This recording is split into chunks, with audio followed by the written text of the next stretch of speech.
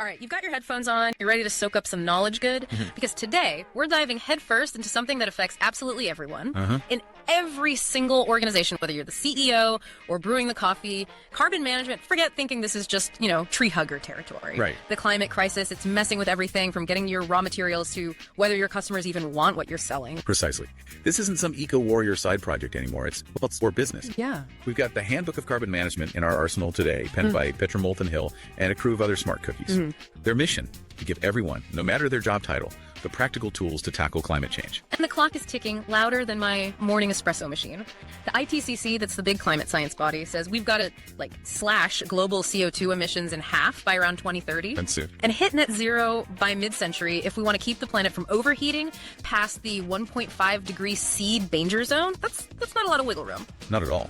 It demands a fundamental rethink of how we operate. Now, when we talk about what's cooking the planet, carbon dioxide CO2 usually steals in the spotlight. Yeah, that's the main one you hear about. But the greenhouse gas gang is bigger than that. We're also talking about methane things, like cow burps and leaky gas pipes, nitrous oxide, and some heavy-duty industrial chemicals like HFCs, PFCs, sulfur hexafluoride. Wow. Okay. So it's not just the exhaust fumes we need to worry about. And these other gases have different strengths, right? Some are like a quick flash of intense heat. Others linger for ages. Exactly. While some of these gases might pack a more immediate warming punch or hang around in the atmosphere for centuries, CO2 is our baseline. It's the benchmark. Gotcha. But the crucial point is that since the Industrial Revolution, our addiction to burning fossil fuels, plus other human activities like all that food we chuck in the bin releasing methane as it rots, has pumped a crazy amount more of all these greenhouse gases into the atmosphere.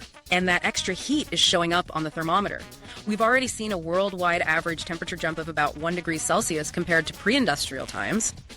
Doesn't sound like much, maybe, but it's like having a persistent low-grade fever. It wears you down. It really does. And pushing past that 1.5 degree C limit unleashes some nasty consequences. Think glaciers shrinking. Scary stuff. Coastlines disappearing under rising sea levels, animals losing their homes, those vibrant coral reefs turning ghostly white. Oh, man. And a whole lot more extreme weather throwing a wrench in everything. National Geographic has some really clear explainers on all this if you want to dig deeper. Okay. And to really wrap your head around the potential ways out of this mess, the book points us to the En-ROADS Climate Solutions Simulator from Climate Interactive. Yeah, that's a great tool. It's like playing SimCity, but with the future of the planet at stake. Pretty much. We highly recommend checking out their short video, Sparking Sustainable Action in the Business Sector with En-ROADS on YouTube. It's really good. Then, spend a bit of time playing with the simulator yourself. Think about the big climate moves that could actually make a difference in your own work or your company. What levers can you pull?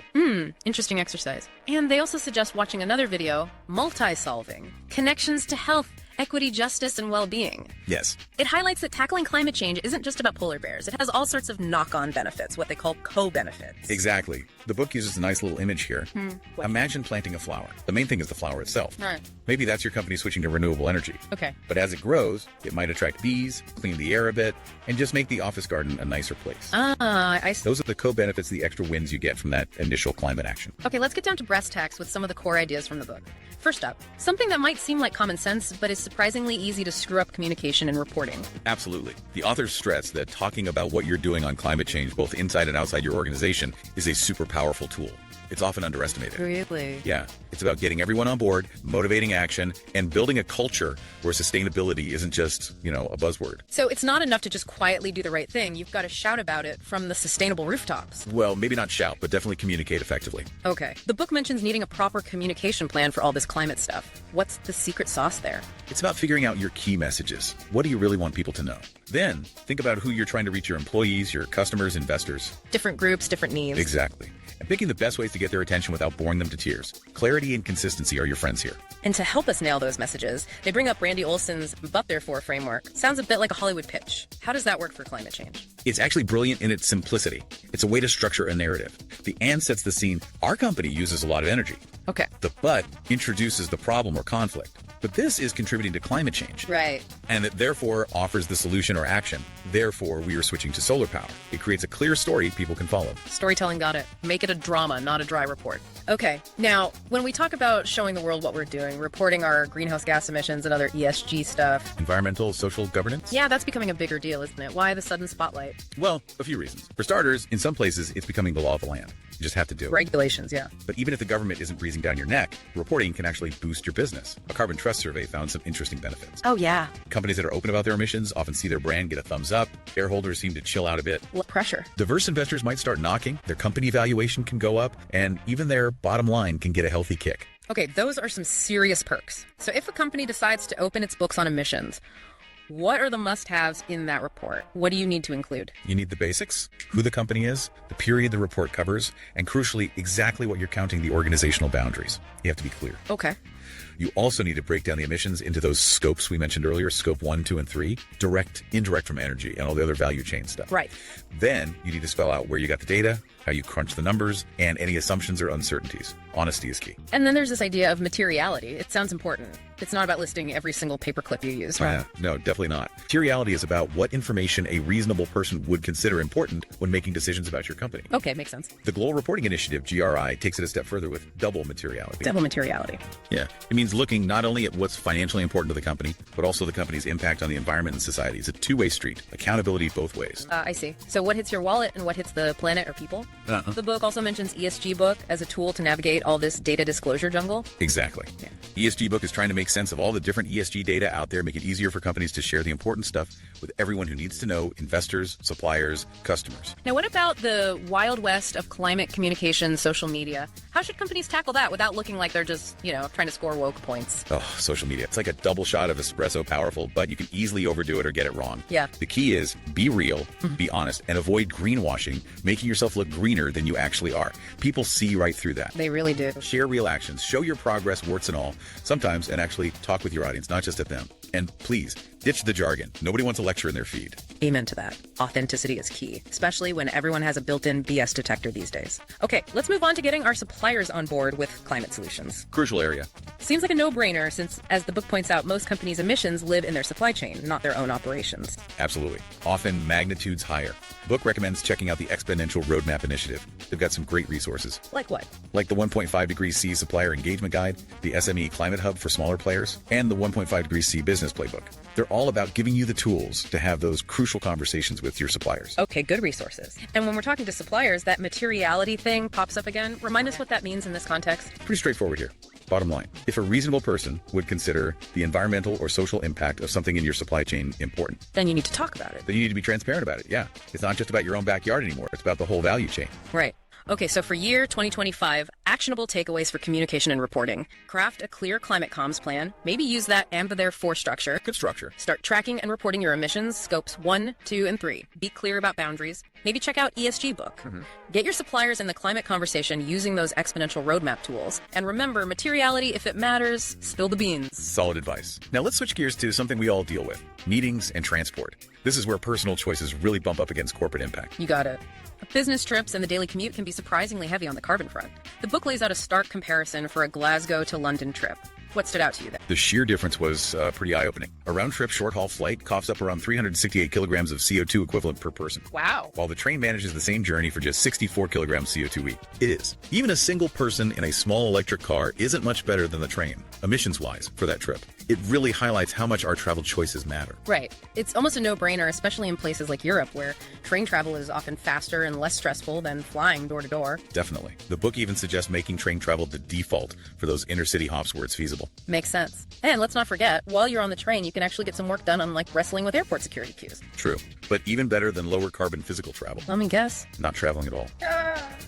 Hello, video calls. Absolutely. The numbers there are just bonkers. Swapping a Europe to Hong Kong trip for 2 people with a virtual meeting can save, get this, a whopping 20 tons of CO2 each. 20 tons for one trip. Scale that up to massive events like the FIFA World Cup, where travel was a huge chunk of the emissions, and you see the massive potential of going virtual whenever possible. It really forces you to question if that in-person handshake is always worth the carbon cost. Maybe sometimes, but maybe not as often as we think. Good point. The book also delves into the embodied carbon of vehicles. So the beans on that one, what is it? it? Right, embodied carbon. It's basically the total greenhouse gas emissions linked to a vehicle's entire life, from digging up the raw materials and building it. The manufacturing part. Yeah, the manufacturing, shipping it, and eventually scrapping it. It's everything except the fuel it burns while driving. Okay. And is it significant? Well, yeah. For a fancy ride like a Range Rover Sport HSE, making the thing can account for about 2/3 of its tailpipe emissions over its first 100,000 miles or so. Whoa. So the emissions before it even hits the road are huge. Exactly. Think about that next time you're eyeing that shiny new SUV. And this throws a curveball into when you should swap your gas guzzler for an EV, maybe. It does. While EVs have a bigger initial carbon footprint to manufacture, mainly due to the battery, the book points out that keeping any car petrol, diesel, or electric for longer actually lowers the carbon emissions per mile. How so? Because those initial manufacturing emissions, that embodied carbon, get spread out over more years and more miles. Okay. So the greenest move might not always be the newest car, even an electric one. Sometimes it's just holding on to what you've got for a bit longer. It's definitely something to consider. Repair over replace sometimes. The book also touches on how hiring people can be less of a carbon spewing affair. How does that work? Yes, virtual recruitment and selection processes, they can drastically cut down on travel for both the candidates and the HR team. Less flights, less car journeys. Makes sense. The case study of A. Aldridge Designs, a greeting card company, shows how remote interviews can not only shrink their carbon footprint, but also open them up to a wider pool of talent. People don't have to live nearby. Right, bigger talent pool. And using tech for virtual assessment centers, online tests, presentations, group tasks further reduces the need for everyone to pile into the office for a day. Exactly. Saves time, saves money, saves carbon. To make all this stick, the book suggests creating a travel plan and a travel policy. Formalizing it. Yeah, with clear goals for slashing carbon emissions and maybe even rewarding employees who choose greener ways to travel. Like giving a bonus for taking the train instead of flying, or better cycle to work schemes. Could be, incentives can help nudge behavior. Okay, year 2025, actionable takeaways for meetings and transport. Default to video calls instead of always meeting in person. When travel is a must, hop on a train over a short flight if you can. Think twice about ditching your current car just for a new one. Consider that embodied carbon. Embrace virtual hiring. And nail down a travel plan and policy that makes green travel the smart, easy choice for your team. Good summary. Now let's steer into a less obvious but increasingly hefty contributor to our carbon footprint. Our digital lives, all this tech we use. Right. We tend to think of factories and planes as the big polluters, but all those data centers, networks, and our beloved gadgets, they have a growing impact. A surprisingly large one. The book even mentions that cryptocurrencies alone belched out a staggering 68 million tons of CO2e back in 2019. 68 million tons. That's like a herd of digital elephants with serious gas, as you put it. It's a surprisingly energy-hungry world. Table 5.1 in the book paints a stark picture. The amount of energy guzzled by Bitcoin mining annually is in the same ballpark as what the entire gold mining industry uses. No way. And not far behind the total energy demand of all the data centers or all the data networks across the globe, just Bitcoin mining. That's insane. And then there's a sneaky thing called the rebound effect, right? Where making things more efficient sometimes just leads to us using even more of them. Exactly. Like if streaming video becomes more efficient, we might just watch more video in higher definition, canceling out the savings.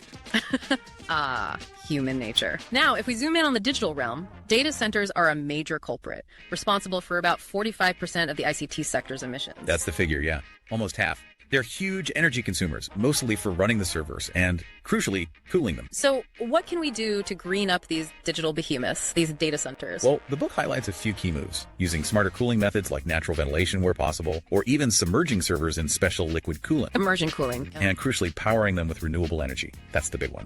There are also initiatives like fossil-free data labels emerging to help businesses choose greener providers. Okay, powering with renewables. The book also touches on blockchain tech, which is interesting given the energy hogging of some cryptocurrencies we just talked about. Right. Blockchain itself, the underlying technology, has some green potential, like for tracking sustainable supply chains transparently. But the energy thirst of certain cryptocurrencies that use proof of work, especially Bitcoin, is a real problem. However, there's a push for greener crypto. Ethereum's move to proof of stake, for example, aims for a massive energy reduction. So greener crypto is possible. On a more personal level, what about our own online habits? The book talks about sustainable web design. What's that all about? I mean, how can a website be sustainable? It's about making websites as lean and efficient as possible, so they don't need to transfer tons of data every time someone visits. Less data, less energy. Exactly. Think smaller, optimized images and videos, using standard system fonts instead of downloading fancy custom ones, basically. Making websites less data heavy. Lighter pages load faster too, which is a bonus. Are there tools for this? Riverford Organics website is mentioned as a great example of one that's surprisingly light on its digital feed. Low CO2 per page view.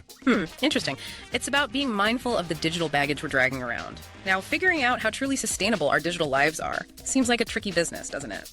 It is. The book admits it's hard to get a precise reading. There are just so many factors, from individual internet speeds and devices to the sheer volume of web traffic globally. Monitoring how fast a website loads can give you a clue, maybe, but it's not a perfect measure. Okay, lastly, let's talk about our trusty smartphones. They might be small, but with billions of them out there and our tendency to upgrade every, 2 years, their impact must add up. Absolutely. The embodied carbon in these little gadgets, the emissions from making them, is significant. Right, that manufacturing footprint again. Exactly.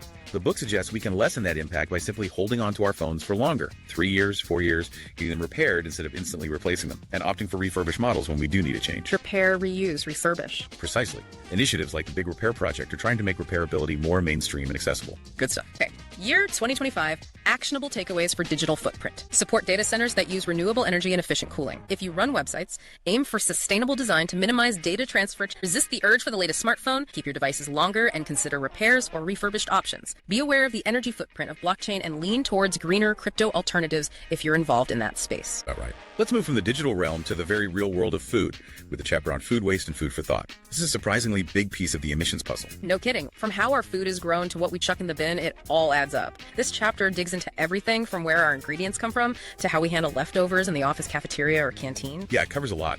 The book really pushes the idea of sourcing local and seasonal ingredients whenever possible. Why is that so important? Well, it cuts down on transportation emissions, food miles, and often reduces the need for energy-intensive refrigeration or artificial ripening. Yeah. They use the example of a simple fruit yogurt with ingredients flown in from halfway around the world to show how those hidden emissions stack up. Wow, even in yogurt. And of course, the elephant in the room when it comes to food and climate, meat consumption. Yep. Yeah. That's a big one.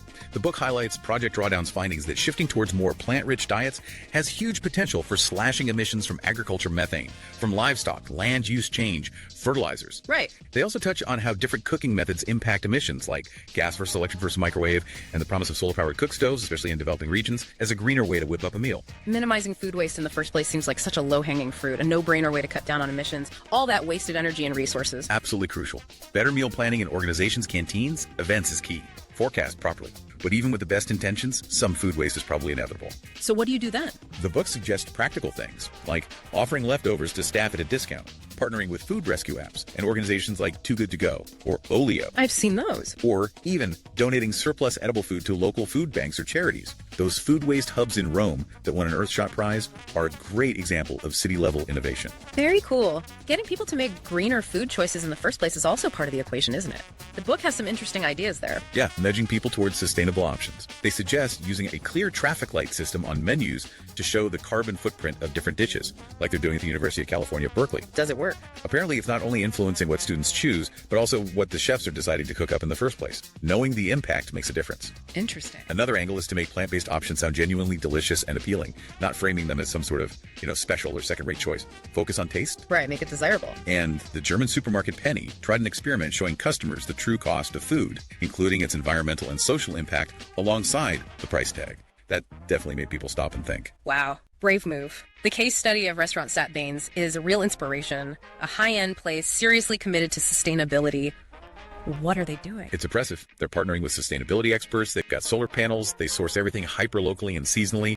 They've cut back on meat options. They recycle like pros. Wow. They even use edible food scraps creatively, filter their own tap water to avoid bottles, and use natural materials in their decor and refurbishments. They're showing that sustainability and fine dining can absolutely go hand in hand. That's great to hear. And the chapter emphasizes that we need to put pressure on our food suppliers, right? Ask them to be more sustainable and give us carbon labels on their products. Exactly. Engage with your suppliers. You can't manage what you don't measure. And having that data from your suppliers about the footprint of the ingredients you buy is the essential first step. Ask how procurement teams can really push for sustainability by actively choosing suppliers with strong environmental and social track records and working with them to improve. So it's not just about cost anymore. It can't be just about cost. It's about open, two-way communication, sharing knowledge, and building strong, collaborative, long-term relationships with your key suppliers. Treat them like partners in this. The case study of Harmodo sounds interesting. A startup helping employees switch to zero-emission vehicles through leasing. How does that link to procurement? It shows how procurement decisions, in this case, setting up a specific leasing scheme for employees, can be a real driver of climate solutions. It helps the company cut its indirect Scope 3 emissions related to employee commuting. Ah, right. While also benefiting their employees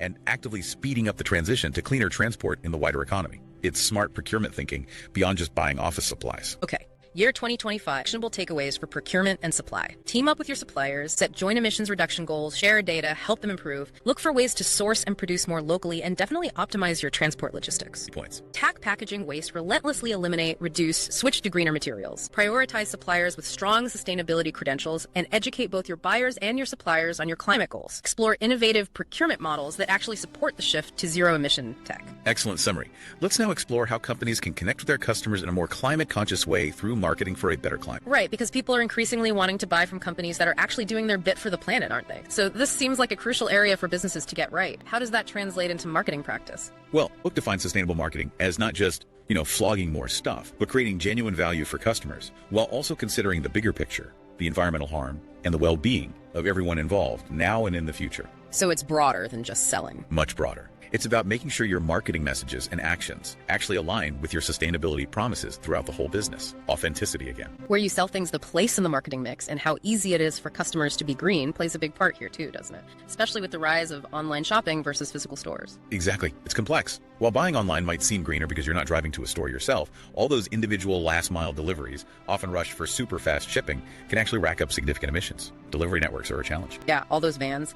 Promotion and getting the word out are obviously key marketing functions, but the book warns against just adding to the noise. How do you cut through? Precisely. You need to talk directly to the customers who genuinely care about sustainability and avoid those generic, wishy-washy, greenwashed messages that just get lost or, worse, create cynicism. Yeah, people hate greenwashing. Understanding what your specific customers value in terms of sustainability is it waste reduction, carbon footprint, ethical sourcing can help you tailor your message effectively. Tools like Crowbox or using insights platforms can apparently help you figure that out. Psychographic segmentation, they call it. Understanding values. Ultimately, though, it's got to be about offering products and services that are actually better for the planet, right? Not just talking about it. Absolutely. That's the core. That can mean making tough decisions like phasing out really high emission products from your range. Bold move. Or offering robust repair and reuse programs like Patagonia famously does, extending the life of products. And of course, providing genuinely green alternatives that perform well, like Beyond Meat in the food space, making this sustainable choice easy and desirable. And being upfront and honest about your sustainability efforts is crucial for building trust. The Greenhouse Hotel example is mentioned. Yes, they're cited as a business that communicates its sustainability practices transparently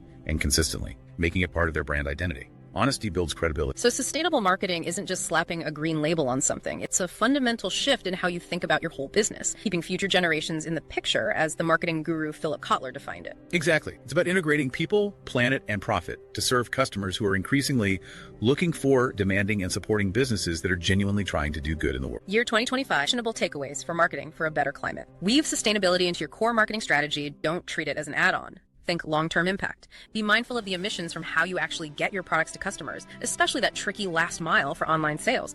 Craft targeted messages that genuinely resonate with environmentally conscious customers, understand their values.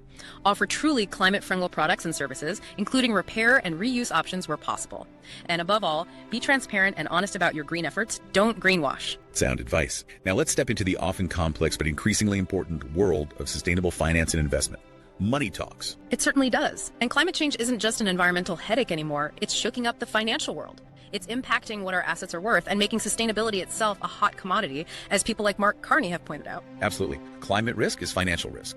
And the book stresses that everyone, from individuals like you and me to huge corporations, can make greener choices with their money. How so? Whether it's picking a bank that doesn't fund fossil fuels, choosing a green pension fund, or even the credit cards we use, Sir David Attenborough's call to ditch fossil fuel investments really hits home here. Where is your money going? Good question to ask. The concept of impact investments comes up. What makes them different from just, say, ethical investing? Good question. The Global Impact Investing Network defines impact investments as those made with the clear intention to generate positive, measurable, social, and environmental impact alongside a financial return. It's about actively seeking positive outcomes. Intentionality. Yes. The European Venture Philanthropy Association also distinguishes between investing for impact and investing with impact, really emphasizing the importance of making sure your money is genuinely contributing to solutions, not just avoiding harm. Measuring and managing that impact sounds pretty crucial then, doesn't it? To prove it's actually working. It is. And it's a developing field. There are more and more initiatives popping up to help with this, like the Impact Management Project, IMP, which provides frameworks and guidance on how to understand, measure, and report on the positive impact your investments are achieving. Okay, but what about the returns? Do you have to sacrifice profits to be green? That's the old argument, isn't it? It is the old argument, but interestingly, the evidence increasingly suggests the opposite.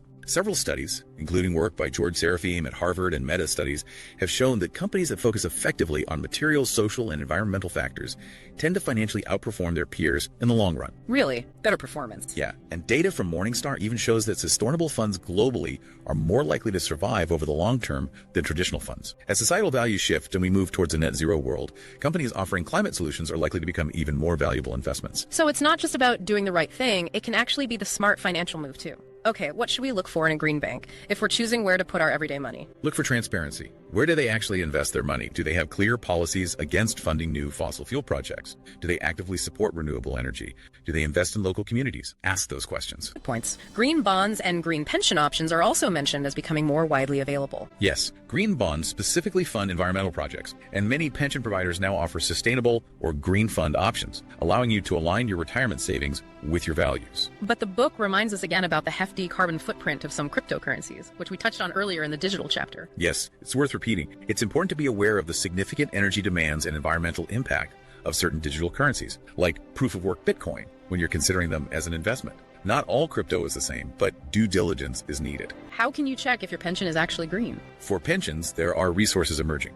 The book mentions the Novethic website for checking European eco-labels, and for the UK, the campaign group Make My Money Matter has a green pensions guide that can help you assess your provider's credentials and maybe switch if you're not happy. Useful. Yeah. The case study of Hannoversche Kassen, a German pension fund with clear ESG exclusion criteria and transparent reporting, gives a real-world example of putting sustainable finance into practice. It does. It shows how a significant financial player can integrate environmental and social factors right into their core investment decisions and be upfront and clear with their members about how they're doing it. Transparency is key. Year 2025, actionable takeaways for sustainable finance and investment. Think about the climate impact of where you put your money, everything from your bank account to your pension fund. Explore impact investing if you want your money to actively do good alongside earning a return. Choose financial institutions and pension providers that are transparent about their investments and have strong green policies. Ask them tough questions. Be mindful of the carbon footprint of all your investments, including crypto, and actively look for greener options. Use resources like Novethic and Make My Money Matter to help guide your choices. Solid financial advice for a greener future. Now we move into the real nuts and bolts of measuring and managing emissions with part 3 of the book, Carbon Footprinting.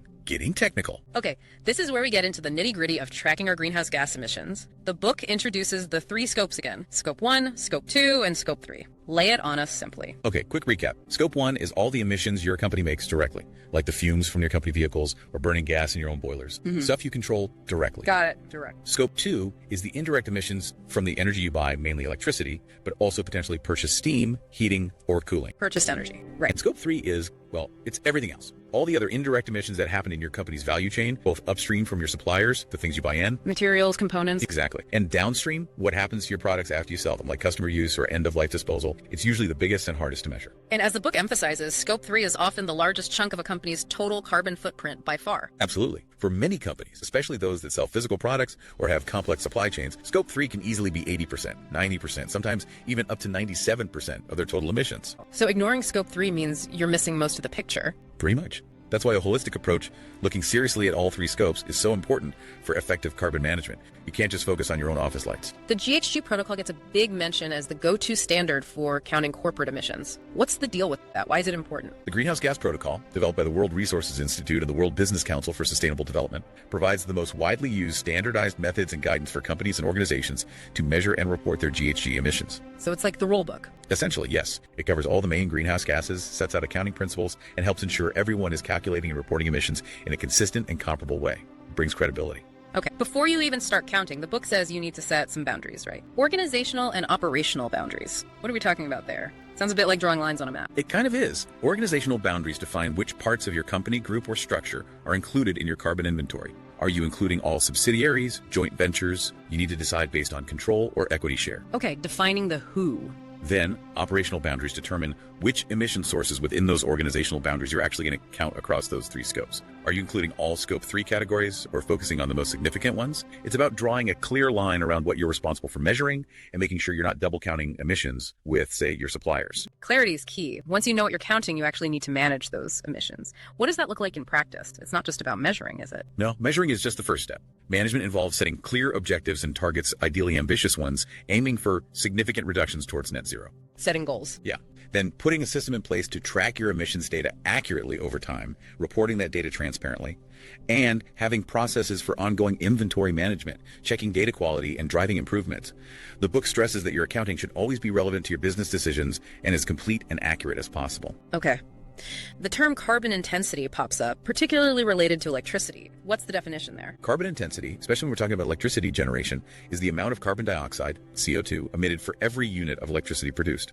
It's usually measured in grams of CO2 per kilowatt hour, GCO2 kilowatt hour. So lower intensity means cleaner electricity. Exactly. Yeah. Electricity from renewables like wind or solar has very low or zero operational carbon intensity, while electricity from coal has a very high intensity. The grid mix varies by location and time. And our old friend materiality makes another appearance here in carbon accounting and disclosure, still about what's important. Yeah, it's just as relevant here. You need to focus your efforts on identifying, measuring, and managing the emission sources that are most significant or material to your business. How do you define significant? It could be significant, either because they have a large environmental impact, as example, a major scope 3 category, or because they pose a financial risk or opportunity to your business, example, exposure to carbon pricing. Or ideally, both that's double materiality in action again. Focus where it counts most. For companies wanting to go deeper into the technicalities of GHG accounting, what resources does the book point to? Where can they get help? The GHG protocol website itself is the absolute goldmine. It has detailed guidance documents, calculation tools, FAQs, case studies, everything you need, really. The source itself. Yeah. And for smaller businesses that might find the full protocol daunting, the SME Climate Hub offers simplified guidance and often links to free, user-friendly carbon calculators that are aligned with the protocol. Good for SMEs. The book uses a simple example of a small business one with just a van, some electricity use, and generating waste to show how the different scopes play out in practice. What was the big takeaway from that simple illustration? It really showed how misleading it can be if you only focus on your direct emissions, scope 1 from the van's fuel, and the emissions from your purchased energy, scope 2 from electricity. What do they find? In their example, when they factored in scope 3, which in this case was mostly driven by the emissions associated with waste disposal, the company's total carbon footprint looked quite different, and the main source of emissions shifted. It really hammered home the importance of looking at the whole value chain, even for small businesses. Scope 3 matters. That leads us nicely into the concept of science-based targets, or SBTs. What are they all about? Why science-based? Science-based targets, or SBTs, are greenhouse gas emissions reduction targets that are specifically designed to be in line with what the latest climate science says is necessary to meet the goals of the Paris Agreement. Which goals? Primarily limiting global warming to well below 2 degrees C above pre-industrial levels and pursuing efforts to limit the warming to 1.5 degrees C. Setting SBTs basically shows your company is serious about climate action and is basing its ambition level on actual climate science, not just plucking a number out of the air. Okay, so it's grounded in the science of what's needed globally, and the Science-Based Targets Initiative, the SBTI, helps companies with this process. Absolutely. The SBTI is a collaboration between CDP, the UN Global Compact, WRI, World Resources Institute, and WWF, Worldwide Fund for Nature. It defines best practices, provides methods and criteria, offers tools and guidance, and independently assesses and validates companies' science-based targets. They really push companies to set ambitious targets, especially in high-emitting sectors. How do companies actually set these Scope 1 and 2 targets under the SBTI framework? Are there specific methods? Yeah, the book mentions a couple of main approaches to the SBTI, except for Scope 1 and 2. One is absolute contraction, where you commit to reducing your company's total emissions by a certain percentage, directly aligned with the global reduction pathways needed for 1.5 degrees C or well below 2 degrees C. Just cut total emissions. Another is using intensity targets, where you aim to reduce your emissions per unit of output, like emissions per product made or per $1 million of revenue, provided the reduction intensity is consistent with the required global decarbonization rate. For Scope 1 and 2, your targets need to be ambitious enough to align with at least a well below 2 degrees C warming scenario, but alignment with 1.5 degrees C is now strongly recommended and becoming the standard. Okay, and what about Scope 3 targets? Are they different given that they're often outside a company's direct control? Yes, the requirements for Scope 3 are slightly different. If a company's Scope 3 emissions are significant, more than 40% of total emissions, which is common, they must also set a Scope 3 target. However, the minimum ambition level required for that Scope 3 target currently aligns with at least a 2 degrees C warming scenario, acknowledging the challenges of influencing the wider value chain. Still ambitious, but slightly different criteria. Right. Setting a Scope 3 target often means engaging actively with suppliers and customers to drive emissions reductions collaboratively throughout the value chain. The case study of Green Element Group, an SME environmental consultancy that set SBTs, shows that this isn't just for the giant multinational corporations, right? Exactly.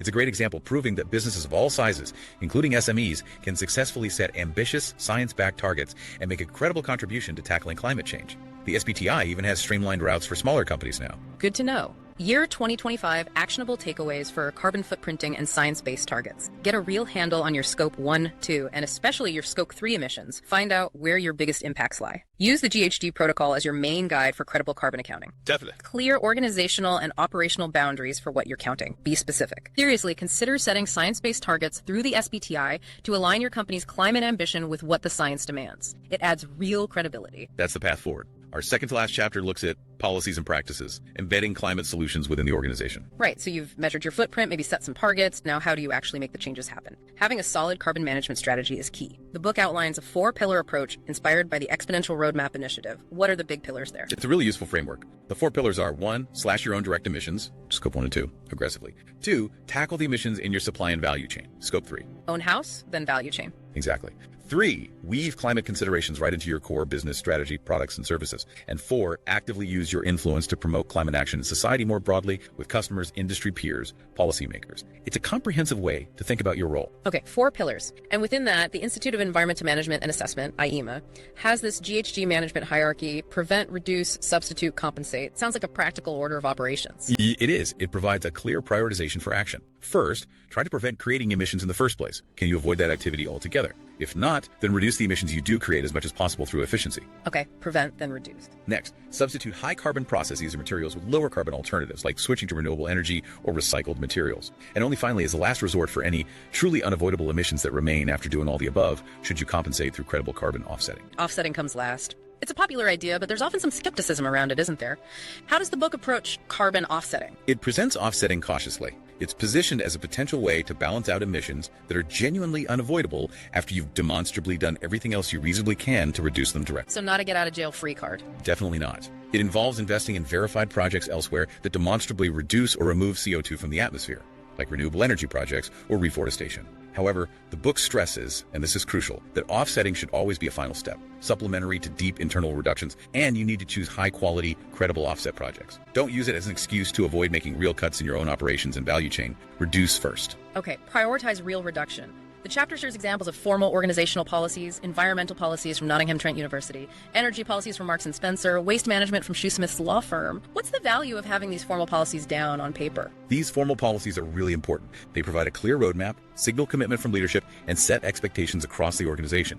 They typically lay out specific goals, targets, responsibilities, and procedures for managing environmental impacts and cutting carbon across different parts of the business: energy, waste, travel, procurement. They make the commitment tangible. Makes it official. The case study of Lewis and Graves Partnership Limited, a cleaning and facilities management company that achieved PAS 2060 carbon neutrality, partly through offsetting, gives a tangible example of how this hierarchy can work in practice. It does. It shows how a business, even an SME, can follow that hierarchy. First, work hard to measure and reduce their own operational emissions, scope 1 and 2, as much as possible. Tackle relevant scope 3 emissions, and then use certified carbon offsetting projects to compensate for the genuinely residual, unavoidable emissions to reach a state of carbon neutrality against a recognized standard like PAS 2060. Okay, year 2025 actionable takeaways for policies and practices. Develop a comprehensive carbon management strategy, maybe using that 4-pillar ERI approach: own emissions, value chain, business strategy, influence. Follow the IEMA hierarchy strictly. Prevent first, then reduce, then substitute, and only then compensate via offsetting if needed. Formal environmental, energy, and waste policies in place to embed sustainability and drive action across your organization. Make it official policy. Finally, we arrive at the last chapter: Team Humanity on the Road to Net Zero, the bigger picture, bringing it all together. This chapter really drives home the urgency, doesn't it? Citing things like the Earth Index 2022 showing that major economies, the G20 countries, are generally lagging behind on their emissions targets. And reminding us again of that IPCC call to basically have global emissions by 2030. No pressure. Yeah, the urgency is palpable. But it also emphasizes that while the challenge is immense, hitting the 1.5 degree C target, and potentially even achieving drawdown, pulling more CO2 out of the atmosphere than we put in, is still technically and economically feasible, according to groups like Project Drawdown. So it can be done. It can be done. The key is widespread, rapid action. It means integrating these high-impact solutions we've talked about everywhere deep within our companies, embedding them in our daily habits and consumption patterns, getting them into government policies, while also shifting investment towards sustainable industries and away from fossil fuels. Partnerships and working together are highlighted as pretty essential to reach these ambitious goals. The UN Global Compact gets a mention again. Yes, collaboration is crucial. No single company or country can do this alone. The UN Global Compact and its various programs provide a framework for businesses globally to align their strategies and operations with universal principles on human rights, labor, environment, and anti-corruption, and importantly, to take actions that advance broader societal goals, including the Sustainable Development Goals and tackling climate change. The book also suggests looking into national and local sustainability networks and alliances. Join forces. Good idea. To stay in the loop on all this rapidly evolving climate action stuff, what resources does the book recommend for staying informed? It suggests keeping up with professional bodies in the sustainability space, like IEMA, Institute of Environmental Management and Assessment, or similar organizations in your region. Also following reputable environmental news outlets like ED or Sustainable Brands, and being aware of relevant international standards like ISO 14001 for environmental management systems, or ISO 14064 for GHG reporting, or ISO 14090 for climate adaptation. Okay, stay informed. Getting everyone within a company on board seems critical too. It requires understanding where colleagues are coming from and clearly explaining the why and the benefits of going green, doesn't it? Absolutely. Change management is key. The value of climate literacy training for employees at all levels is also stressed. You need people to understand the basics of climate change, how it impacts the business, and what their role is in the solutions. Empowering people. Exactly.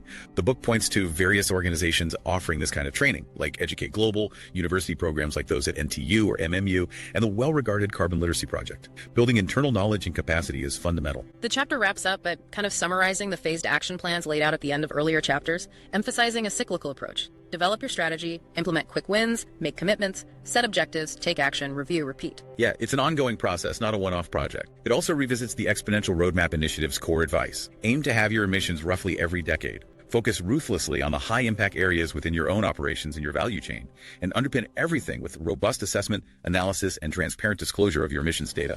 Measure, manage, report. It also acknowledges the real-world hurdles of actually implementing these strategies, the need for clear incentives, maybe linking performance to climate goals, and building a strong internal business case showing the benefits beyond just doing good. Definitely. And importantly, it includes a warning against getting bogged down in climate wars, or falling for the tactics used by those trying to deliberately delay or block climate action, what Professor Michael Mann calls the strategies of inactivists. What kind of tactics? Things like downplaying the urgency, deflecting responsibility onto individuals instead of systems, dividing people, promoting doomism to discourage action, or just arguing for endless delay.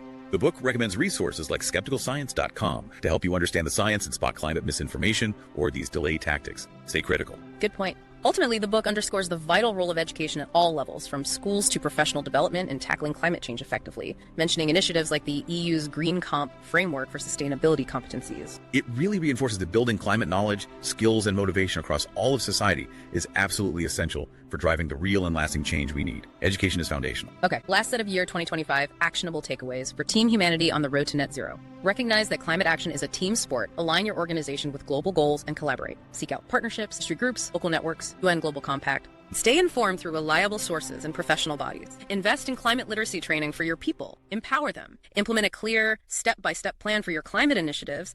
Focus on what makes the biggest difference. Be transparent about your progress and beware of misinformation and delay tactics. A call to informed action.